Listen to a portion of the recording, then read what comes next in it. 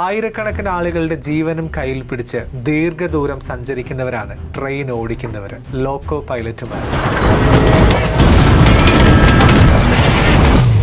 Loco പൈലറ്റിൻ്റെ ഏറ്റവും വലിയ ബുദ്ധിമുട്ട് നമ്മുടെ പ്രാഥമിക കാര്യങ്ങൾ നിർവഹിക്കാൻ ഒന്ന് യൂറിൻ പാസ് ചെയ്യാൻ പോലും ഒരു സൗകര്യമില്ല എന്നുള്ളത്.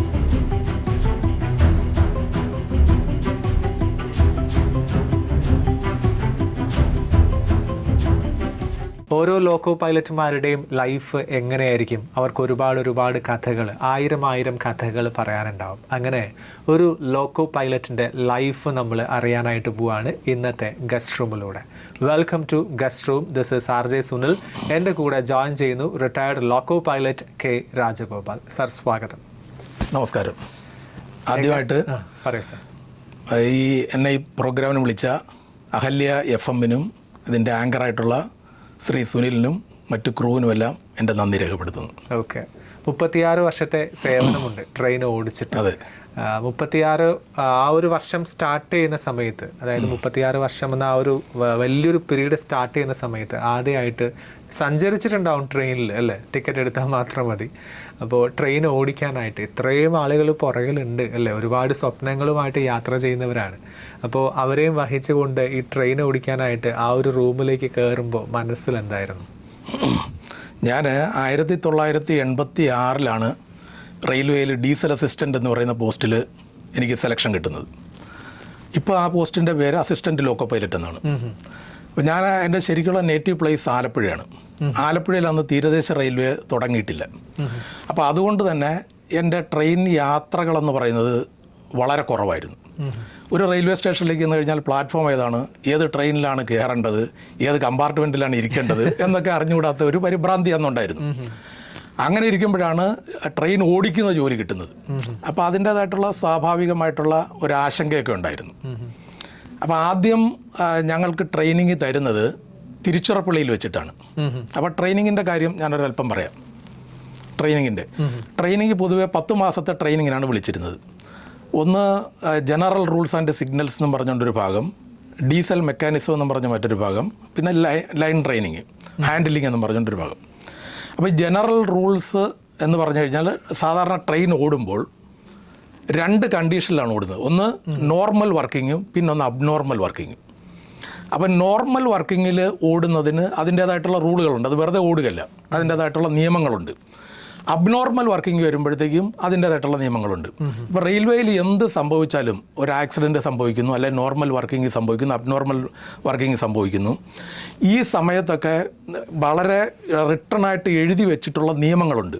അല്ലാതെ ഓരോ ജീവനക്കാരുടെ മനോധർമ്മം അനുസരിച്ചിട്ട് അവിടെ ഒന്നും ചെയ്യാൻ പറ്റത്തില്ല. ആ നിയമങ്ങൾ അനുസരിച്ച് മാത്രമേ ചെയ്യാൻ പറ്റുകയുള്ളൂ. അതല്ലെങ്കിൽ അങ്ങോട്ടും ഇങ്ങോട്ടും കൺഫ്യൂഷൻ ഉണ്ടാവും. അതുകൊണ്ട് വളരെ സ്ട്രിക്റ്റ് നിയമം ഏത് സാഹചര്യത്തിലും നമ്മൾ ഒബേ ചെയ്തിരിക്കണം. അപ്പോൾ ജനറൽ റൂൾസ് അതിനെ സംബന്ധിച്ചാണ്, നോർമൽ വർക്കിങ്ങിനെയും അബ്നോർമൽ വർക്കിങ്ങിനെയും സംബന്ധിച്ചാണ് ജനറൽ റൂൾസ് പഠിപ്പിക്കുന്നത്. പിന്നെ ഉള്ളത് സിഗ്നൽസാണ്. സിഗ്നൽസ് എന്ന് പറഞ്ഞു കഴിഞ്ഞാൽ ലോക്കോ പൈലറ്റുമാരുടെ ഔദ്യോഗിക ജീവിതത്തിലെ നിർണായക ഘടകമാണ് സിഗ്നൽസ്. അത്ര പ്രാധാന്യമാണ് സിഗ്നൽസിനുള്ളത്. കാരണം ട്രെയിൻ മൂവ്മെൻറ്റിൻ്റെ ഓരോ കാര്യങ്ങളും ലോക്കോ പൈലറ്റിന് കൺവേ ചെയ്ത് കൊടുക്കുന്നത്, എത്ര സ്പീഡ്, പിന്നെ അതിൻ്റെ എല്ലാ മൂവ്മെൻറ്റും കൺവേ ചെയ്ത് കൊടുക്കുന്ന സിഗ്നലുകൾ വഴിയാണ്. ആ മെസ്സേജുകൾ വരുന്നത് സിഗ്നലുകൾ വഴിയാണ്. അപ്പോൾ നോർമൽ വർക്കിങ്ങിനകത്ത് ഞാൻ ഒരു ഉദാഹരണം പറയാം. സിഗ്നലിനെ എങ്ങനെയാണ് പഴയ ലോക്കോ പൈലറ്റുമാർ കൺസിഡർ ചെയ്തിരുന്നത്. ഞാൻ ആദ്യമായിട്ട് ട്രെയിൻ വർക്ക് ചെയ്യുന്നത് ഈറോഡിൽ നിന്നാണ്. എൻ്റെ ട്രെയിൻ സ്റ്റാർട്ട് ചെയ്യുന്നത് ഈറോഡിൽ നിന്ന്. ഒരു ഗുഡ്സ് ട്രെയിനാണ്. ഞാൻ അസിസ്റ്റൻറ്റ് ലോക്കോ പൈലറ്റായിട്ട് ആദ്യം കയറുകയാണ്. അപ്പോൾ പഴയ ഒരു തമിഴ്നാട്ടിലെ ഒരു പഴയ ഡ്രൈവറാണ്, സ്റ്റീമിൽ നിന്ന് കൺവേർഷൻ വന്ന പഴയ ഡ്രൈവറാണ്. അപ്പോൾ ഈറോഡ് യാർഡിലിരുന്നു. കുറേ സമയം കഴിഞ്ഞ് ഗുഡ്സ് ട്രെയിനാണല്ലോ, പെട്ടെന്നൊന്നും സിഗ്നൽ ഇടത്തില്ല. കുറേ കഴിഞ്ഞപ്പോൾ സിഗ്നൽ ഇട്ട് കഴിഞ്ഞാൽ ഉടനെ ഇദ്ദേഹം എഴുന്നേറ്റ് നിന്നിട്ട് ഇങ്ങനെ സിഗ്നലിനെ തൊഴുതു. അപ്പോൾ ഞാൻ പെട്ടെന്ന് തന്നെ ചോദിച്ചു, എന്താണ് സാറേ ഇങ്ങനെ സിഗ്നലിനെ തൊഴുതെന്ന് ചോദിച്ചപ്പം, നമ്മ കടവുൾ താനേ ഇത് എന്നാണ് അദ്ദേഹം പറഞ്ഞത്. നമ്മുടെ കടവുട് എന്ന് പറഞ്ഞാൽ നമ്മുടെ ദൈവമാണ് ഇതെന്ന് പറയുന്നത്. അപ്പോൾ ആദ്യം എനിക്കതൊരു തമാശയായിട്ടാണ് തോന്നിയത്. പക്ഷേ കുറച്ച് കഴിഞ്ഞ് നമ്മുടെ അനുഭവങ്ങൾ വന്നു കഴിഞ്ഞപ്പോഴത്തേക്ക് അത് തമാശയല്ല എന്ന് എനിക്ക് മനസ്സിലായി. കാരണം ദൈവം എന്ന് പറഞ്ഞാൽ ദൈവത്തിന് 2-3 ഭാവങ്ങളുണ്ട്. ഒന്നൊരു പ്രസന്ന ഭാവമുണ്ട്. പ്രസന്ന ഭാവത്തിൽ നിൽക്കുമ്പോഴത്തേക്ക് ദൈവം നമുക്കെല്ലാം ചെയ്തു തരും. അപ്പോൾ സിഗ്നൽ പച്ചയായിട്ട് നിന്ന് കഴിഞ്ഞാൽ അതിൻ്റെ പ്രസന്ന ഭാവമാണ്. അപ്പോൾ നമുക്ക് എത്ര വേഗതയിൽ വേണേലും കടന്നു പോവാം. സിഗ്നൽ മഞ്ഞയായി കഴിഞ്ഞാൽ നമുക്കൊരു താക്കീത് തരികയാണ്, അപ്പുറത്ത് ഡേഞ്ചർ ഉണ്ടാവും, ശ്രദ്ധിക്കുക എന്നുള്ള ഒരു താക്കീതാണ് മഞ്ഞയിലുള്ളത്. ചുമപ്പാണ് വരുന്നതെങ്കിൽ സ്ട്രിക്റ്റായിട്ട് പറയണം, നീ ഇവിടെ നിർത്ത് എന്നാണ് ദൈവം പറയുന്നത്, ഇവിടെ നിർത്ത്. റെയിൽവേയിൽ പറയുന്നത് stop the train at the foot of the signal എന്നാണ് പറയുന്നത്. ചുമപ്പ് കണ്ടു കഴിഞ്ഞാൽ അതിൻ്റെ കാൽ ചവിട്ടി കൊണ്ട് നിർത്തണം. മനസ്സിലല്ലേ? അതാണ് ദൈവത്തിൻ്റെ പവർ എന്ന് പറയുന്നത്. ആ കാൽ ചുവട്ടിന് അപ്പുറത്തേക്ക് പോയാൽ ആക്സിഡൻ്റ് ആണ്. കാൽ ചുവട്ടിന് അതല്ലെങ്കിൽ ആക്സിഡൻറ്റ് ഉണ്ടായില്ല എന്ന് വിചാരിക്കുക, സിഗ്നൽ പാസ് ചെയ്തു, ആർക്കും ഒന്നും വന്നില്ല, അപകടങ്ങളൊന്നും ഉണ്ടായില്ലെങ്കിലും അതിനെ സ്പാഡ് എന്നാണ് റെയിൽവേയിൽ പറയുന്നത്. Signal passing at danger. സർവീസിൽ നിന്ന് റിമൂവലാണ്. ഒന്നും സംഭവിച്ചില്ലെങ്കിലും അത് ആ ചുവപ്പ് സിഗ്നലുകൾ നിങ്ങൾ കണ്ടിട്ടുണ്ടല്ലോ, ചുവപ്പ് സിഗ്നലിൽ ഒരല്പം ഓവർഷൂട്ട് ചെയ്ത് നിന്നാൽ മതി, സർവീസിൽ നിന്ന് റിമൂവ് ചെയ്യും. അത് എത്ര കൊല്ലത്തെ സർവീസുള്ള, നാളെ റിട്ടയർ ചെയ്യുന്ന ആളാണെങ്കിലും റിമൂവൽ ഫ്രം സർവീസാണ് കൊടുക്കുക. അത്ര സേഫ്റ്റിയിൽ അത്ര പ്രാധാന്യമുള്ള ഒരു സംഭവമാണ് ഈ സിഗ്നൽ എന്ന് പറയുന്നത്. അപ്പം ഞങ്ങൾ അവിടെ 10 മാസത്തെ ട്രെയിനിങ് എന്നും പറഞ്ഞുകൊണ്ടാണ് വിളിച്ചത്. പക്ഷേ ഒരു ട്രെയിനിങ് തുടങ്ങി ഒരാഴ്ച കഴിഞ്ഞപ്പോഴത്തേക്കും ഹെഡ് ക്വാർട്ടറിൽ നിന്നൊരു മെസ്സേജ് വരുന്നു, due to acute shortage of crew നിങ്ങളുടെ ട്രെയിനിങ് ഇവിടെ വെച്ചിട്ട് 3 മാസത്തേക്ക് കുറച്ചിരിക്കുന്നു. 10 മാസത്തെ ട്രെയിനിങ് 3 മാസത്തേക്ക് കുറച്ചിരിക്കുകയാണ്. അപ്പം എന്താ വെച്ച് കഴിഞ്ഞാൽ അക്യൂട്ട് ഷോർട്ടേജ് ഓഫ് ക്രൂ എന്ന് പറഞ്ഞു കഴിഞ്ഞാൽ മറ്റ് ഡിപ്പോകളിലൊന്നും വണ്ടി വർക്ക് ചെയ്യാനായിട്ട് ആളില്ല. അപ്പോൾ ട്രെയിനുകൾ വെയിറ്റ് ചെയ്യുകയാണ് ക്രൂവിന് വേണ്ടിയിട്ട്. അപ്പോൾ നിങ്ങളെ 10 മാസത്തെ ട്രെയിനിങ് ഇട്ട് കഴിഞ്ഞാൽ അത് നീണ്ടുപോകും. അതുകൊണ്ട് 3 മാസത്തെ മാറ്റിയിരിക്കുകയാണ്. അപ്പോൾ അത് നമ്മളതിനകത്ത് ശ്രദ്ധിക്കേണ്ടതെന്ന് വെച്ച് കഴിഞ്ഞാൽ ഞങ്ങൾ ഡയറക്റ്റ് റിക്രൂട്ടീസാണ് ഞങ്ങളെല്ലാവരും. റെയിൽവേയെ സംബന്ധിച്ച് ഒരു കാര്യങ്ങളും ഞങ്ങൾക്ക് അറിയത്തില്ല. ഞങ്ങൾ വർക്ക് ചെയ്യുന്ന സേഫ്റ്റി കാറ്റഗറിയിലാണ്. അപ്പോൾ തീർച്ചയായിട്ടും ഞങ്ങൾക്ക് 10 മാസത്തെ ട്രെയിനിങ് വേണമെന്നുള്ള അവർ സ്റ്റഡി ചെയ്ത് കണ്ടുപിടിച്ച കാര്യമാണ്. എന്നിട്ടും ആളില്ല എന്നുള്ള ഒരൊറ്റ കാര്യം പറഞ്ഞ് സേഫ്റ്റി കാറ്റഗറിയിലെ ഞങ്ങളുടെ ട്രെയിനിങ്ങിനെ അവർ ചുരുക്കി കളയുകയാണ് ഇത്. 3 മാസത്തേക്ക് ചുരുക്കുകയാണ് ഇത്. എന്നിട്ട് 3 മാസം 10 മാസത്തെ ട്രെയിനിങ് സൂപ്പർ ഫാസ്റ്റ് പോലെ ഓടിച്ചു പോവാണ് ഇത്. അപ്പോൾ ഈ അക്യൂട്ട് ഷോർട്ടേജ് ഓഫ് ക്രൂ ഞാൻ റെയിൽവേ കയറുമ്പോൾ ആദ്യമായിട്ട് കേൾക്കുന്ന ഒരു വാക്കാണ്. അത് 1986 കേട്ട ആ വാക്ക് 2022 റിട്ടയർ ചെയ്യുന്നത് വരെയും കേട്ടു. ഇപ്പോൾ എൻ്റെ പിന്നിലെ തലമുറകളും അത് കേട്ടുകൊണ്ടിരിക്കുകയാണ്. കാരണം ആളില്ല. അക്യൂട്ട് ഷോർട്ടേജ് ഓഫ് ക്രൂ എന്ന് പറഞ്ഞു കഴിഞ്ഞാൽ പിന്നെ വർക്ക് ചെയ്യാനുള്ള ആളില്ല. നമ്മൾ ലീവിന് ചെന്നാൽ സുഖമില്ലാതെ സിക്കിന് റെയിൽവേ ആശുപത്രിയിൽ ചെന്ന് കഴിഞ്ഞാൽ പിന്നെ റെയിൽവേ ആശുപത്രിയിൽ ചെന്ന് കഴിഞ്ഞാൽ ഡോക്ടർ എന്താണ് ചെയ്യേണ്ടത്? ഡോക്ടർ മുമ്പിലിരിക്കുന്ന ഒരു പേഷ്യൻ്റാണ്, അങ്ങനെയല്ല നോക്കേണ്ടത്, വേറെ ഒന്നുമല്ലോ. പേഷ്യൻറ്റിൻ്റെ അസുഖമാണ് ചോദിക്കേണ്ടത്. ഡോക്ടർ ആദ്യം ചോദിക്കും ലോക്കോ പൈലറ്റ് ആണോ എന്ന് ചോദിക്കും. ലോക്കോ പൈലറ്റ് ആണെങ്കിൽ സിക്ക് ലീവ് തരത്തില്ല, മരുന്ന് തരാം, മരുന്നും കഴിച്ചിട്ട് പോയിക്കോളാൻ പറയും. അപ്പോൾ അങ്ങനെ ഇതെല്ലാം അക്യൂട്ട് ഷോർട്ടേജ് ഓഫ് ക്രൂ കാരണമാണ്. ലീവില്ല, സിക്കില്ല, അങ്ങനെ എന്ത് കാര്യത്തിന് ചെന്നാലും ഈ ഒരു അവസ്ഥ ഞങ്ങൾ ഇന്ന് വരെ അനുഭവിച്ചിട്ടുണ്ട്. എന്നാൽ എത്രയോ ലക്ഷക്കണക്കിന് ആളുകൾ പഠിച്ചിട്ട് അൺഎംപ്ലോയിഡായിട്ട് നമ്മുടെ ഈ രാജ്യത്ത് നടക്കുന്നുണ്ട് ഇല്ലേ? റെയിൽവേ ആണ് ഈ പിന്നെ ഇന്ത്യയിലെ ഏറ്റവും വലിയ എംപ്ലോയർ. ആ റെയിൽവേയിൽ എല്ലാ വാതിലുകളും അടച്ചിട്ടിരിക്കുകയാണ്. ഈ ലോക്കോ പൈലറ്റിൻ്റെ തസ്തികയിൽ മാത്രമല്ല വേക്കൻസി ഉള്ളത്, എല്ലാ തസ്തികകളിലും ഇഷ്ടംപോലെ വേക്കൻസികൾ അൺഫിൽഡായിട്ട് കിടക്കുകയാണ്, വേക്കൻ്റായിട്ട് കിടക്കുകയാണ്. അപ്പം ഈ അവൾക്ക് ആർക്കും ജോലി കൊടുക്കാതെ ഉള്ള ആൾക്കാരെ കൊണ്ട് ഇപ്പം 10 പേര് ചെയ്യേണ്ട ജോലി 6 പേരെ കൊണ്ട് ചെയ്യിപ്പിച്ചു കഴിഞ്ഞാൽ 6 പേരുടെ വർക്ക് ലോഡ് എത്ര കൂടും? അതെ. ഇപ്പം സ്റ്റേഷനറി ജോലി ഇരിക്കുന്ന ആൾക്കാരാണ് ക്ലർക്കുമാർ, ഓഫീസ് സൂപ്രണ്ടന്മാർ, അങ്ങനെയുള്ള ആൾക്കാരാണെങ്കിൽ വർക്ക് ഡിലേ ആകും, അല്ല പെൻഡിങ് ആകുമെന്നേ ഉള്ളൂ. പക്ഷേ ലോക്കോ പൈലറ്റുമാരിൽ വർക്ക് ലോഡ് വർദ്ധിപ്പിച്ചു കഴിഞ്ഞാൽ ആക്സിഡൻറ്റുകളാണ് ഉണ്ടാകുന്നത്. ആയിരക്കണക്കിന് ആൾക്കാർ യാത്ര ചെയ്യുന്ന ട്രെയിനുകളിൽ ആൾക്കാർ മരിക്കുകയാണ്, ആക്സിഡൻറ്റ് മൂലം മരിക്കുക. അല്ലെങ്കിൽ നാഷണൽ പ്രോപ്പർട്ടിയാണ് റെയിൽവേ പ്രോപ്പർട്ടി എന്ന് പറയുന്നത്. കോടിക്കണക്കിന് രൂപയുടെ പ്രോപ്പർട്ടിയാണ് നഷ്ടപ്പെട്ടു പോകുന്നത് കുറച്ച് ആൾക്കാർ ചെയ്യാതിരിക്കുന്ന മൂലം. ഇതാണ് റെയിൽവേയിലുള്ളത്. പിന്നെ ഞാൻ താങ്കൾ ചോദിച്ച മറ്റേ ചോദ്യത്തിലേക്ക് ആദ്യമായിട്ട് ഞങ്ങളെ പോസ്റ്റ് ചെയ്യുന്ന ഈ റോഡിലേക്ക് ഈ 3 മാസത്തെ ഇൻകംപ്ലീറ്റ് ട്രെയിനിങ്ങുമായിട്ടാണ് ഞങ്ങൾ പോകുന്നത്. അപ്പം തന്നെ അതിൻ്റെതായിട്ടുള്ള പേടികളൊക്കെ ഉണ്ടായിരുന്നു. ഈ റോഡിലാണ് പോസ്റ്റ് ചെയ്യുന്നത്. ഈ റോഡെന്ന് പറഞ്ഞു കഴിഞ്ഞാൽ ഒരു സമുദ്രമാണെന്നാണ് പറയുന്നത് റെയിൽവേയുടെ. അതിന് മാത്രം സ്റ്റാഫും ഡീസൽ പിന്നെ വർക്ക്ഷോപ്പുകൾ അങ്ങനെ ഒരുപാട് സാധനങ്ങളുള്ള ഒരു സംഭവമാണ് ഈ റോഡ്.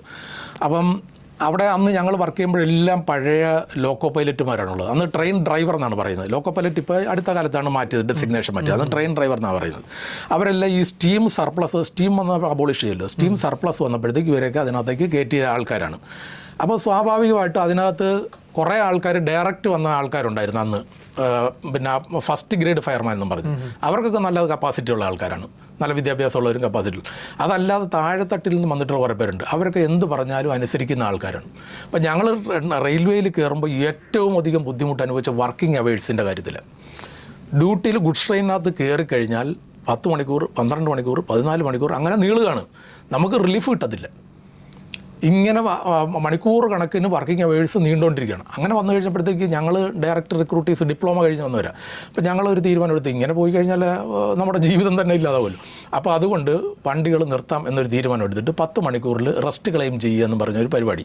റെസ്റ്റ് നമ്മൾ ക്ലെയിം ചെയ്യുകയാണ്. അത് ഏത് സ്റ്റേഷനിലായാലും, ഇപ്പം കഞ്ഞിക്കൂടോ വാളയാറിൽ ഇവിടെയൊക്കെ ഞങ്ങൾ വണ്ടി നിർത്തിയിട്ടുണ്ട്.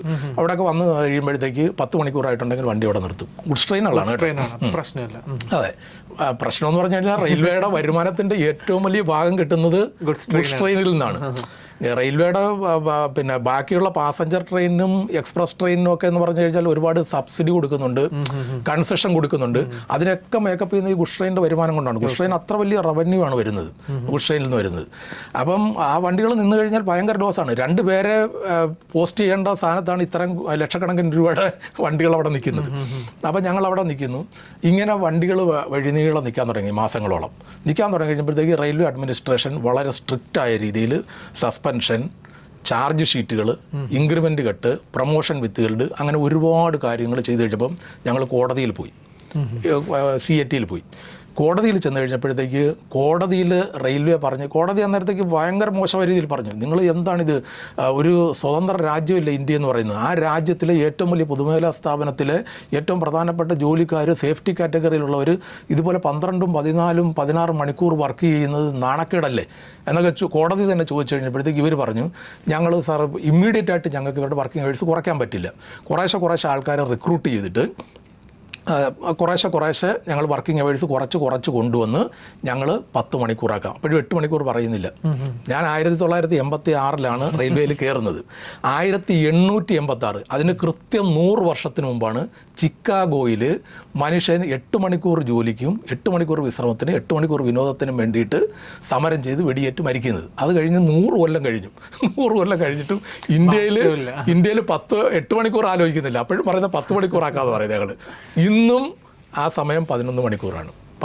ഇന്നും 11 മണിക്കൂറാണ് ആ സമയമാക്കിയിരിക്കും. ഇന്നും 10 മണിക്കൂറാക്കിയിട്ടില്ല. അപ്പോൾ ഇങ്ങനെയുള്ള കുറേ ബുദ്ധിമുട്ടുകൾ ഞങ്ങൾ അന്നേരം ഗുഡ്സിനകത്ത് അനുഭവിച്ചിട്ടുണ്ട്. വർക്കിംഗ് അവേഴ്സിനകത്ത് നൈറ്റ് ഡ്യൂട്ടി, എല്ലാവരും ഈ കോളേജിൽ നിന്ന് പഠിച്ചിട്ട് പെട്ടെന്ന് ചെല്ലുന്നത് കൊണ്ട് ആർക്കും ഉറക്കം നിന്നുള്ള ശീലമില്ല. വല്ല സെക്കൻഡ് ഷോയ്ക്ക് പോയിട്ടോ വല്ല അമ്പലപ്പറമ്പിൽ വല്ല ബാലയോ നാടകമോ കാണാനൊക്കെ പോയിട്ടുള്ള പരിചയം മാത്രമുള്ള ഉറക്കം നിന്ന്. ഇതിനകത്ത് വന്നു കഴിഞ്ഞപ്പോഴത്തേക്ക് 6 ദിവസം 7 ദിവസമൊക്കെ നൈറ്റ് ഡ്യൂട്ടി, കണ്ടിന്യൂസ് നൈറ്റ് ഡ്യൂട്ടികൾ വന്നുകൊണ്ടിരിക്കുകയാണ്. അപ്പോൾ അങ്ങനെ നൈറ്റ് ഡ്യൂട്ടിയെ സംബന്ധിച്ചിട്ടുള്ള പ്രശ്നങ്ങൾ.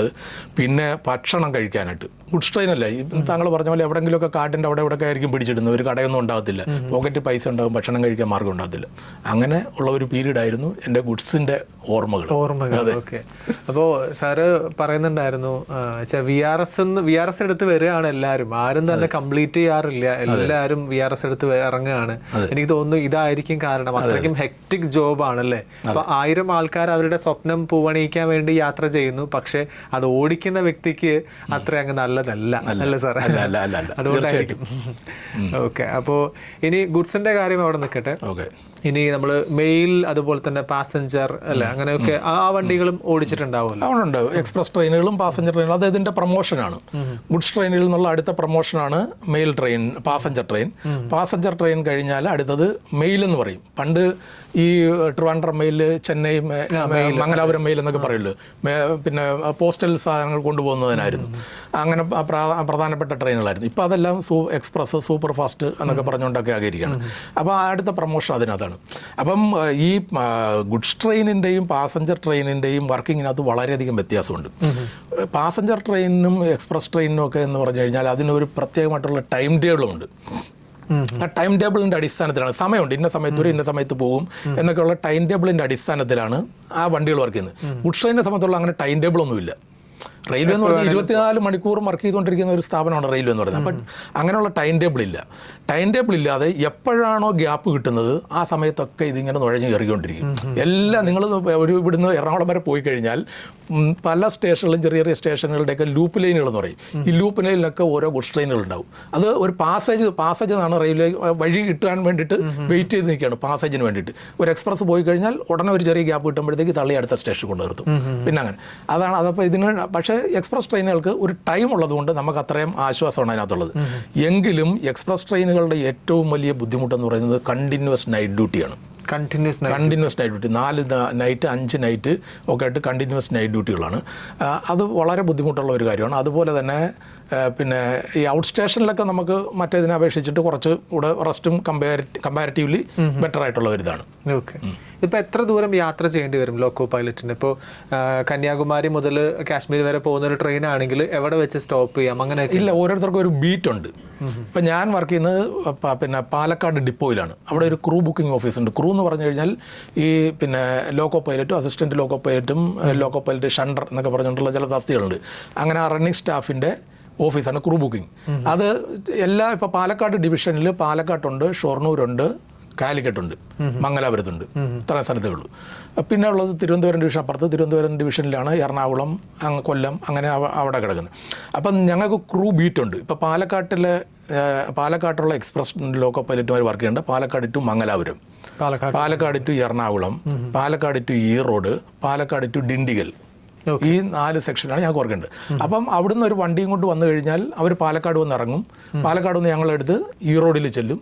ഈറോഡിൽ നിന്ന് വേറൊരാളെടുത്ത് ജോലാർപേട്ടയ്ക്കോ ചെന്നൈയിലേക്കോ പോകും. അങ്ങനെ ആ വണ്ടി അങ്ങനെ പോയിക്കൊണ്ടിരിക്കും. അപ്പോൾ ഒരു ട്രെയിൻ ഒരുപാട് പേര് ഒരുപാട് പേര് കേരള എക്സ്പ്രസ് ഒക്കെ പോകുമ്പോഴത്തേക്ക് എത്രയോ ക്രൂ മാറിയാണ് പോകുന്നത്.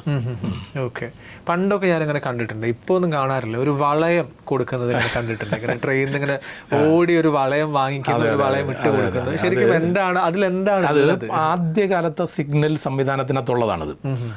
ടോക്കൺ ഏരിയ എന്നാണ് പറയുന്നത്. ടോക്കൺ അതായത് നമുക്ക് ഒരു സ്റ്റേഷനിൽ നിന്ന് മറ്റൊരു സ്റ്റേഷനിലേക്ക് പോകണമെങ്കിൽ ഒരു അതോറിറ്റി വേണം. ചുമ്മാ നമുക്ക് വണ്ടി എടുത്തുകൊണ്ട് പോകാൻ പറ്റത്തില്ല. ഇപ്പം പാലക്കാട് നിന്ന് എനിക്ക് പറടിയിലേക്ക് പോകണം, അല്ലെങ്കിൽ ഇത് അടുത്ത് വാളയാറാണല്ലോ, വാളയാറിൽ നിന്ന് കഞ്ഞിക്കോട്ടിലേക്ക് പോകണം. എനിക്ക് ഈ വാളയാർ സ്റ്റേഷൻ വിട്ടിട്ട് മറ്റേതിൻ്റെ പേര് മെയിൻ ലൈൻ എന്നാണ് പറയുന്നത്. ആ ലൈനിലേക്ക് ഇറങ്ങുന്നതിന് എനിക്കൊരു അതോറിറ്റി വേണം. അപ്പോൾ ഇപ്പോൾ കൊടുക്കുന്ന അതോറിറ്റി എന്ന് പറഞ്ഞു കഴിഞ്ഞാൽ ലാസ്റ്റ് സ്റ്റോപ്പ് സിഗ്നൽ എന്ന് പറഞ്ഞൊരു സിഗ്നൽ ഉണ്ട്, അഡ്വാൻസ് ആയിട്ട്. ആ സിഗ്നൽ പച്ച നിറത്തിൽ വരുന്നതാണ്. അതാണ് എൻ്റെ അതോറിറ്റി. അന്ന് ഇങ്ങനത്തെ സിസ്റ്റം അല്ല. ബ്ലോക്ക് ഇൻസ്ട്രുമെൻറ്റുകൾ വേറെ രീതിയിലുള്ളതാണ്. ടോക്കണാണ്. അതെങ്ങനെയാണെന്ന് വെച്ചാൽ വലിയ ഒരു ചൂരൽ, അത് ഈ കനമുണ്ട് അതിൻ്റെ ഒരു 4-5 പിന്നെ ഇതായിട്ട് ചുറ്റി വയ്ക്കും. ചുറ്റി വെച്ചിട്ട് അതിൻ്റെ താഴെ ഒരു പിടിയുണ്ടാവും. ഉണ്ടായിട്ട് അതിനകത്തൊരു പൗച്ചുണ്ട്, ലെതർ ബാഗ് പോലെ. അതിനകത്തൊരു മെറ്റൽ ടോക്കൺ ഉണ്ട്, വളയത്തിലൊരു മെറ്റൽ ടോക്കൺ. അപ്പോൾ ആ മെറ്റൽ ടോക്കണിനകത്ത് നമ്മുടെ സ്റ്റേഷൻ എഴുതിയിട്ടുണ്ടാവും. ഇപ്പം വാളയാറാണെങ്കിൽ WR എന്നാണ് സ്റ്റേഷൻ്റെ കോഡ്, കഞ്ഞിക്കോടിൻ്റെ KJKD എന്നാണ്. അപ്പോൾ WR KJKD. എന്നിട്ട് അതിൻ്റെ താഴെ ഒരു നമ്പരും എഴുതി വയ്ക്കും, ഒരു കോഡ് നമ്പർ, ടോക്കണിൻ്റെ നമ്പർ. അതാണ് എൻ്റെ അതോറിറ്റി. മനസ്സിലല്ലേ? അപ്പോൾ ഇത് എങ്ങനെയാണെന്ന് വെച്ച് കഴിഞ്ഞാൽ പിന്നെ നിർത്തുന്ന സ്റ്റേഷനാണ് നമുക്ക് വണ്ടിക്ക് സ്പീഡ് കുറവാണ് ഇങ്ങനെ പിക്കപ്പ് ചെയ്തിടുക. പക്ഷേ റൺ ത്രൂ പോകുന്ന വണ്ടികളുണ്ട് 100 കിലോമീറ്റർ സ്പീഡ്. എക്സ്പ്രസ് ട്രെയിനൊന്നും എല്ലാ സ്റ്റേഷനുകളിലും നിർത്തത്തില്ല. ഇപ്പം വാളയാർ നിർത്തത്തില്ല, കഞ്ഞിക്കോട് നിർത്തത്തില്ല, അല്ലെ അപ്പുറത്ത് പോയിട്ട് ലക്കിടിയിൽ നിർത്തില്ല, അങ്ങനെയുള്ള സ്റ്റേഷനുകളും നിർത്തത്തില്ല. മെയിൻ സ്റ്റേഷനിൽ നിർത്തുമ്പോഴത്തേക്ക് ഇയാൾ എങ്ങനെയാണെന്ന് വെച്ച് കഴിഞ്ഞാൽ അവിടുത്തെ സ്റ്റേഷൻ സ്റ്റാഫ് ഈ ചൂരലിൻ്റെ വളയങ്ങൻ്റെ പിടിയുണ്ട്. ഈ പിടി ഒരു കയ്യിൽ പിടിച്ചിട്ട് ഒരു കയ്യിൽ പന്തവും കത്തിച്ച് പിടിക്കും രാത്രിയിൽ. കാരണം ആളിനെ തിരിച്ചറിയണമല്ലോ. അന്ന് ഈ ചെറിയ സ്റ്റേഷനിൽ മാത്രമേ റൂമിൽ ലൈറ്റ് ഉണ്ടാകത്തുള്ളൂ. മാത്രമല്ല നമ്മൾ ദൂരെ നിന്ന് വരുന്നത് കൊണ്ട് നമുക്ക് ഇയാൾ നിൽക്കുന്നതിന് ലൊക്കേറ്റ് ചെയ്യാൻ പറ്റണമല്ലോ. അതിനാണ് ഒരു കയ്യിൽ പന്തവും ഒരു കയ്യിൽ ഈ ടോക്കണും പിടിച്ചുകൊണ്ട് ഇങ്ങനെ അവിടെ നിൽക്കുകയാണ്. അപ്പോൾ ദൂരെ നിന്ന് വരുമ്പോഴത്തേക്ക്, എക്സ്പ്രസ് ഡ്രൈവർ ദൂരെ നിന്ന് വരുമ്പോഴത്തേക്ക് ഇയാൾ ആദ്യം ടോക്കൺ കാണുന്നതിന് മുമ്പ് ചെറുതായിട്ടൊന്ന് സ്പീഡ് കുറയ്ക്കും, പവർ കുറയ്ക്കും. ടോക്കൺ കണ്ടു കഴിഞ്ഞാൽ ഉടനെ പുള്ളി ഫുൾ സ്പീഡിൽ അങ്ങോട്ട് അടിക്കും, പെട്ട എന്ന് പറഞ്ഞുകൊണ്ട് 8 ഡീസൽ എഞ്ചിന്. അപ്പോൾ ഈ പിന്നെ മാളങ്ങളിൽ നിന്ന് സർപ്പം പുറത്ത് ചാടുന്നത്, പണം പിരിച്ച് സർപ്പം ചാടുന്ന പോലെയാണ് ഈ അതിനകത്തെ പിന്നെ സ്മോക്ക്, കരിപുക പുറത്തേക്ക് ചാടും. ഈ വണ്ടിയാണെങ്കിൽ 100 കിലോമീറ്റർ വേഗതയിൽ വരുമ്പോഴത്തേക്ക് ഡീസൽ എഞ്ചിനൊക്കെ ചില ലോങ് ഹുഡ് ഡ്രൈവിംഗ് എന്നൊക്കെ പറഞ്ഞുകൊണ്ടുണ്ട്. അപ്പോൾ അതിൻ്റെ ഫ്രണ്ട് ഭാഗം ഇങ്ങനെ വെട്ടി വിറച്ചോണ്ടിരിക്കും, ഭയങ്കര വേഗതയായിരിക്കും. ഈ നിൽക്കുന്ന ആള് ഈ ട്രെയിനോട് അടുത്ത് ചേർന്നാണ് നിൽക്കേണ്ടത്. അവനൊരു മനുഷ്യനാണല്ലോ. ഈ വരുന്ന വരവ് കണ്ടു കഴിഞ്ഞാൽ നമുക്ക് അങ്ങനെ നിൽക്കാൻ പറ്റില്ല. ഇയാൾ കുറേശ്ശെ അങ്ങോട്ടും ഇങ്ങോട്ടും ഒക്കെ മാറാൻ തുടങ്ങും. അപ്പോൾ നമ്മൾ ഇത്ര 100 കിലോമീറ്റർ വേഗതയിൽ ഈ ഭാരമുള്ള സാധനമാണ് പിടിക്കുന്നത്. അപ്പോൾ അതിന് എന്ന് പറഞ്ഞു കഴിഞ്ഞാൽ ഇങ്ങനെ നമ്മൾ പിടിക്കുമ്പോഴത്തേക്ക് ഇവൻ അങ്ങോട്ടോ ഇങ്ങോട്ടോ മാറിയാൽ നമുക്കത് കൈയുടെ ഈ ഭാഗത്ത് അടി വരും. അടി വന്നു കഴിഞ്ഞാൽ ഭയങ്കര വേദനയാണ്. ഇവിടെയൊക്കെ ഞങ്ങൾക്കൊക്കെ ഇഷ്ടപ്പെടും, ലാത്തിക്ക് അടി കിട്ടുന്ന പോലെയാണ് ഇവിടെയൊക്കെ അടി കിട്ടി കഴിഞ്ഞാൽ. ചിലപ്പോൾ നമ്മൾ ഗ്ലൗസ് ഇടാറുണ്ട്, ഗ്ലൗസ് ഇട്ടിട്ട് ചിലപ്പോഴെല്ലാം മിക്കവാറും ഗ്ലൗസ് ഇടും, ഗ്ലൗസ് ഇട്ടാലൊന്നും അടി വരില്ല. അതിനകത്ത് ഏറ്റവും വലിയ ബുദ്ധിമുട്ട് എന്താണെന്ന് വെച്ച് കഴിഞ്ഞാൽ ഇയാൾ ഞാൻ കൈ അകത്തോട്ട് ഇട്ട ഉടനെ ഇയാൾ പിടിവിടണം, ഇയാൾ ടോക്കണിൽ പിടിവിടണം, അപ്പോഴേ എനിക്കത് പിക്കപ്പ് ചെയ്യാൻ പറ്റുള്ളൂ. ഇവർ ചിലപ്പോൾ ഒരു ഫ്രാക്ഷൻ ഓഫ് സെക്കൻഡിൽ ഇവൻ പിടിവിടാൻ വിട്ടുപോയി കഴിഞ്ഞാൽ ഇവൻ്റെ വെയിറ്റ് എൻ്റെ കയ്യിൽ വന്ന് വീഴും. അങ്ങനെ ഈ ഭാഗത്തൊക്കെ ഡിസ്ലൊക്കേഷൻ ആയിട്ടുള്ള ഒരുപാട് പേര് വന്നിട്ടുണ്ടായിരുന്നു ഈ ഭാഗത്ത് ഓരോ ജോയിൻറ്റുകളിലൊക്കെ. അതാണ് ആ ടോക്കൺ എന്ന് പറയുന്ന കഥ. അതിപ്പോഴില്ല, ഇപ്പം അത് മാറി. ഇപ്പം സിഗ്നൽ സിസ്റ്റം ഒക്കെ ഒരുപാട് ഇമ്പ്രൂവ് ആയിട്ട് അതിനകത്ത് മാറി. ഇപ്പോൾ പല ട്രെയിനുകളും വൈകുന്നതൊക്കെ നമ്മളിങ്ങനെ കണ്ടിട്ടുണ്ടല്ലോ, യാത്രക്കാർ വലിയ ഇഷ്യൂ ഒക്കെ ഉണ്ടാക്കാറുണ്ട്. ഇപ്പോൾ ഇത്ര മണിക്കൂർ വൈകി, ചിലതൊക്കെ ഒരു ദിവസം വൈകി ഓടുന്നു എന്നൊക്കെ പറഞ്ഞുള്ള വാർത്തകളൊക്കെ കേൾക്കാറുണ്ട്. എന്തുകൊണ്ടാണ് ഈ ട്രെയിൻ വൈകി പോകുന്നത്? ട്രെയിൻ വൈകുന്നതിന് ഒരുപാട് കാരണങ്ങളുണ്ട്. ഒന്ന് ചിലപ്പം ഏതെങ്കിലും ഗുഡ്സ് ട്രെയിനുകൾ പാളം തെറ്റി അങ്ങനെ എന്തെങ്കിലും കുഴപ്പങ്ങളുണ്ട്. ചിലപ്പം ഈ നാച്ചുറൽ കലാമിറ്റി, വെള്ളപ്പൊക്കമോ അങ്ങനെ എന്തെങ്കിലുമൊക്കെ വന്നിട്ട് പിന്നെ റെയിൽ ട്രാക്ക് വാഷ് ഔട്ടായി പോവുക, അങ്ങനെയൊക്കെയുള്ള ചില സന്ദർഭങ്ങളുണ്ട്. പിന്നെ എൻജിൻ ഫെയിലിയർ ആയി കഴിഞ്ഞാൽ, എൻജിനൊക്കെ ഓടിപ്പോകുന്ന വണ്ടിയുടെ എൻജിനുണ്ട്, എൻജിൻ ഫെയിലിയർ ആയി കഴിഞ്ഞാൽ പിന്നെ വേറെ എൻജിൻ കൊണ്ടുവന്ന് മാറ്റി അപ്പോഴത്തേക്ക് ഈ വണ്ടി ആ ഫെയിലായ വണ്ടിയുടെ പങ്ക്ച്വാലിറ്റി നഷ്ടപ്പെട്ടു. അപ്പോൾ മറ്റ് വണ്ടികളുടെ പങ്ക്ച്വാലിറ്റി നഷ്ടപ്പെടാതിരിക്കാൻ വേണ്ടിയിട്ട് മറ്റേ വണ്ടികളൊക്കെ കയറ്റിവിടും. ഇത് ഇങ്ങനെ ഒരുപാട് ഡിലേ ആയി കഴിഞ്ഞാൽ ഇതെങ്ങനെ അവിടെ നിൽക്കും. അങ്ങനെ ഒരുപാട് റീസൺ ഉണ്ട്. ട്രെയിൻ എന്ന് പറഞ്ഞു കഴിഞ്ഞാൽ ട്രാക്കിൽ കൂടെ മാത്രമല്ലേ പോകാൻ പറ്റുള്ളൂ. അപ്പോൾ മുൻപിലുള്ള ട്രെയിൻ ക്ലിയർ ചെയ്ത് കഴിഞ്ഞാൽ ഇപ്പോഴും നമ്മളുടെ ഇവിടെയുള്ളതൊക്കെ അബ്സല്യൂട്ട് ബ്ലോക്ക് സിസ്റ്റം എന്ന് പറയും. ഓട്ടോമാറ്റിക് ഏരിയ ചെന്നൈ വേറെ പ്രധാനപ്പെട്ട സ്ഥലങ്ങളുണ്ട്, അവിടെയൊക്കെ കുഴപ്പമില്ല. അപ്പോൾ ഒരു സ്റ്റേഷനിൽ നിന്ന് അടുത്ത സ്റ്റേഷനിലേക്ക് പോകുന്ന ട്രെയിൻ ക്ലിയർ ചെയ്താൽ മാത്രമേ എനിക്ക് ഈ സ്റ്റേഷനിൽ നിന്ന് രണ്ടാമത്തെ ട്രെയിൻ വിടാൻ പറ്റുള്ളൂ. അപ്പോൾ ഈ പോകുന്ന ട്രെയിൻ വഴിയിൽ എന്തെങ്കിലും കേടായി വന്നു കഴിഞ്ഞാൽ പുറകിലുള്ള വണ്ടികളെല്ലാം ഇങ്ങനെ നിന്നുകൊണ്ടിരിക്കും. അതാണ് ഇപ്പം നമ്മുടെ ട്രാഫിക് എന്ന് പറഞ്ഞാൽ ഏതാണ്ട് എനിക്ക് തോന്നുന്നത് 130% കൂടുതലാണ് ട്രാഫിക് കപ്പാസിറ്റി എന്ന് പറയുന്നത്. ട്രെയിൻ കപ്പാസിറ്റിയെ പിന്നെ റെയിൽ കപ്പാസിറ്റിയെക്കാളും ട്രാക്ക് കപ്പാസിറ്റി 130% കൂടുതലാണ് ട്രെയിനുകൾ ഓടിക്കൊണ്ടിരിക്കുന്നത്. അപ്പോൾ അതിന് നമുക്ക് ആൾട്ടർനേറ്റീവ് ആയിട്ടുള്ളതെന്ന് പറഞ്ഞു കഴിഞ്ഞാൽ തേർഡ് ലൈനോ ക്വാഡ്രാപ്പിൾ ലൈനോ മൾട്ടിപ്പിൾ ലൈനുകളോ ഒക്കെ ഉണ്ടാക്കേണ്ടി വരും. ഈ ലോക്കോ പൈലറ്റിൻ്റെ റൂമിൽ എങ്ങനെയാണ് ഭക്ഷണം കഴിക്കാനുള്ള സമയം, സാഹചര്യം അതൊക്കെ കിട്ടാറുണ്ടോ? അത് ഫുൾ ടൈം നമ്മൾ ഫ്രണ്ടിൽ തന്നെ ആയിരിക്കും? എങ്ങനെയാണ്? ലോക്കോ പൈലറ്റിൻ്റെ ഏറ്റവും വലിയ ബുദ്ധിമുട്ട് ഭക്ഷണം കഴിക്കുന്നതിനേക്കാളും വലിയ ബുദ്ധിമുട്ടാണ് നമ്മുടെ പ്രാഥമിക കാര്യങ്ങൾ നിർവഹിക്കാൻ. ഒന്ന് യൂറിൻ പാസ് ചെയ്യാൻ പോലും ഒരു സൗകര്യമില്ല എന്നുള്ളത്. അതാണ് ഏറ്റവും വലിയ ബുദ്ധിമുട്ടായിട്ടുള്ളത്. ഇപ്പം ഒരുപാട് ലേഡി ലോക്കോ പൈലറ്റ്സിനെ ഇപ്പോൾ എടുക്കുന്നുണ്ട്, ഒരുപാട് പേരെടുക്കുന്നുണ്ട്. അവർക്കൊക്കെ ഈ മാസത്തിൽ പീരീഡ്സൊക്കെ ആകുന്ന സമയമൊക്കെ ഉണ്ട്. അപ്പോൾ അങ്ങനെയൊക്കെയുള്ള സമയങ്ങളിലൊക്കെ അവർക്ക് വളരെ ബുദ്ധിമുട്ടാണ് അവരുടെ കാര്യങ്ങൾ നിർവഹിക്കാനായിട്ട്. അതുപോലെ തന്നെ ഈ നമുക്ക് പോകണമെങ്കിൽ ഞങ്ങൾ ആണുങ്ങളൊക്കെയാണ് തീരെ നിർബന്ധമില്ലാത്ത സാഹചര്യം വരുമ്പോഴത്തേക്ക് ട്രാക്കിൻ്റെ അവിടെ ആൾക്കാർ പോയാലും സാരമില്ല, ആൾക്കാർ എന്നുള്ള രീതിയിൽ അവിടെ നിന്നുകൊണ്ട് എന്തെങ്കിലും നിർവഹിക്കേണ്ടി വരും. പക്ഷേ ഇതില്ലാത്തത് ഇത്രയും കോടിക്കണക്കിന് രൂപ വിലയുള്ള ഒരു എഞ്ചിനിൽ ഈ ഒരു ഫെസിലിറ്റി ഉണ്ടാക്കാതിരിക്കുന്നത് വർഷങ്ങളായിട്ടുള്ള നമ്മളുടെ ഞങ്ങൾക്ക് all India loco running staff association എന്ന് പറഞ്ഞ ഒരു സംഘടനയുണ്ട്, കാറ്റഗറിക്കൽ യൂണിയനാണ്. വർഷങ്ങളായിട്ട് ഈ യൂണിയൻ ആവശ്യപ്പെട്ടുകൊണ്ടിരിക്കുന്ന കാര്യമാണ് ഇത് വെച്ച് തരണമെന്നുള്ളത്. ഇപ്പോൾ വളരെ അത്യപൂർവമായിട്ട് അത് 1-2 സ്ഥലങ്ങളിലുണ്ടെന്ന് പറയുന്നു, 1-2 ലോക്കുകളിലുണ്ടെന്ന് പറഞ്ഞ് ഞങ്ങൾ കണ്ടിട്ടില്ല. അതാണ് ഏറ്റവും പ്രധാനം. പിന്നെ ഭക്ഷണത്തിൻ്റെ കാര്യം എന്ന് പറഞ്ഞു കഴിഞ്ഞാൽ ഭക്ഷണത്തിനും നമുക്ക് യാതൊരു തരത്തിലുള്ള സമയവും തന്നിട്ടില്ല. ഭക്ഷണം കഴിക്കാൻ നിർത്തിയിട്ട് പോയിട്ടുള്ള ഒരുപാട് പേർക്ക് ചാർജ് ഷീറ്റ് കിട്ടിയിട്ടുമുണ്ട്, ചാർജ് ഷീറ്റും പണിഷ്മെൻറ്റും കിട്ടിയിട്ടുമുണ്ട്. പിന്നെ റണ്ണിങ്ങിൻ്റെ സമയത്ത് ഇപ്പോൾ ഞാൻ എക്സ്പ്രസ് ട്രെയിൻ പോകുന്നു, കണ്ണൂർ ചെല്ലുമ്പോൾ ഉച്ചയ്ക്ക് 2 മണിയായി നേരിക്കുക. നമ്മൾ എന്തെങ്കിലും ഒരു മെസ്സേജ് കൊടുത്ത് ആരെങ്കിലും അല്ലെങ്കിൽ പ്ലാറ്റ്ഫോമിൽ നമ്മൾ ഭക്ഷണം മേടിച്ചു കഴിഞ്ഞാൽ ആകെ കണ്ണൂർ ആ വണ്ടി നിർത്തുന്നത് 3 മിനിറ്റാണ്. ഈ 3 മിനിറ്റ് സമയത്ത് കണ്ണൂർ വണ്ടി നിർത്തി കഴിഞ്ഞാൽ 3 മിനിറ്റ് കൊണ്ട് നമുക്കെല്ലാം പോയി മേടിച്ചുകൊണ്ട് വന്നിട്ട് കഴിക്കാനുള്ള സമയം ഉണ്ടാകത്തില്ല. അപ്പോഴത്തേക്ക് സിഗ്നൽ ഇട്ടിരിക്കും വണ്ടി പോകണം. വണ്ടി പോയി കഴിഞ്ഞാൽ പിന്നെ അടുത്ത ഒരു 3 മിനിറ്റ് കിട്ടണമെങ്കിൽ പിന്നെ മംഗലാപുരത്തിലാണ്, മനസ്സിലായില്ലേ? ഇടയ്ക്കുള്ള സ്റ്റേഷനിലൊക്കെ പിന്നെ ഓരോ മിനിറ്റേ ഉള്ളൂ. അപ്പോൾ ഈ വണ്ടി ഓടിക്കൊണ്ടിരിക്കുമ്പോൾ നമ്മുടെ അറ്റൻഷൻ വേറെ ഒന്നിലേക്കും ഡൈവേർട്ട് ചെയ്യാൻ പാടില്ല, ഭക്ഷണം കഴിച്ചുകൊണ്ടിരിക്കാനോ ബാക്കിയുള്ളതിലേക്ക്. കാരണം നമുക്ക് പല ആക്ടിവിറ്റീസ് അവിടെ ഉണ്ട്. അപ്പോൾ അതുകൊണ്ട് പിന്നെ സിഗ്നലുകൾ ഇങ്ങനെ മാറി മാറി വന്നുകൊണ്ടിരിക്കുകയാണ്. സിഗ്നലാണല്ലോ ഏറ്റവും പ്രശ്നം. സിഗ്നലുകൾ ഇങ്ങനെ മാറി മാറി വന്നുകൊണ്ടിരിക്കുന്നു. ട്രാക്കിൽ വർക്ക് ചെയ്യുന്നുണ്ടാവും എഞ്ചിനീയറിംഗ് സ്റ്റാഫ്, ട്രാക്കിൻ്റെ റിപ്പയറിങ്ങോ അങ്ങനെയുള്ള എന്തെങ്കിലും. അപ്പോൾ നമുക്ക് കോഷൻ ഓർഡർ എന്ന് പറഞ്ഞുകൊണ്ട് ഒരു ഇത് തന്നിരിക്കും. അതിനകത്തുണ്ട് ഇത്രാമത്തെ കിലോമീറ്റർ മുതൽ ഇത്രാമത്തെ കിലോമീറ്റർ വരെ അവിടെ വർക്ക് നടക്കുന്നുണ്ട്, അവിടെ ഇത്ര സ്പീഡ് റെസ്ട്രിക്ഷൻ ഉണ്ടാവും, ആ സ്പീഡിൽ അവിടെ പോകാവൂ എന്നും പറഞ്ഞുകൊണ്ടുള്ളത് തന്നിട്ടുണ്ടാവും. അപ്പോൾ അതൊക്കെ നമ്മൾ അഡ്യർ ചെയ്യണം. അപ്പോൾ ഈ വണ്ടി ഓടിക്കൊണ്ടിരിക്കുന്ന സമയത്ത് ഇങ്ങനെയുള്ള കാര്യങ്ങൾക്കൊന്നും ഭക്ഷണം കഴിക്കാനോ ബാക്കിയുള്ളതിനൊന്നും സമയം ഉണ്ടാകത്തില്ല. ഭക്ഷണം കഴിക്കാനുള്ള സമയം തരണമെന്നുള്ളത് ഞങ്ങളുടെ ഒരു ആവശ്യമാണ്. അപ്പോൾ പലപ്പോഴും ഭക്ഷണം കഴിക്കാതെ തന്നെയാണ് പല സന്ദർഭങ്ങളിലും ബൈപ്പാസ് ചെയ്ത് പോവുകയാണ് ചെയ്യുന്നത്.